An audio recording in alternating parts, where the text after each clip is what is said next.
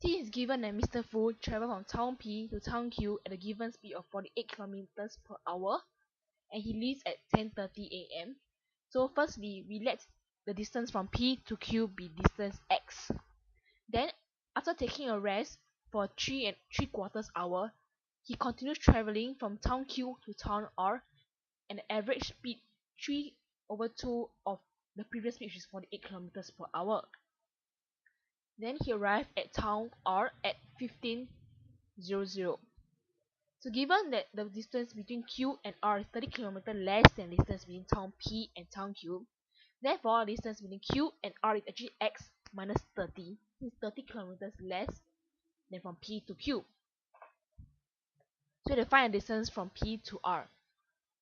So firstly, we let the total time taken from Q to R to be x minus 30 divided by 72. 72 is actually 3/2 times 48 kilometers per hour.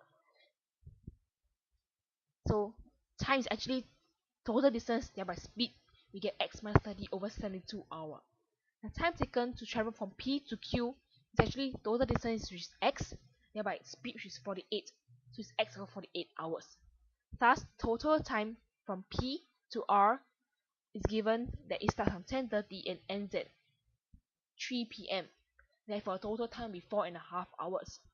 So since we know a total time from P to Q and from Q to R, and the total time he takes for his break, so it's actually x minus 30 over 72 plus x over 48 plus 3/4, actually 4.5, which is 9/2 hours. So we evaluate by changing the denominator to 72, so we times 1.5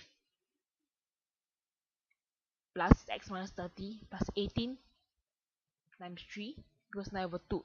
When we evaluate, simplify it, we get 2.5x plus 24 times 2, since we times 2 on both sides, equals 9 times 72, and we get 20 times 72 on both sides.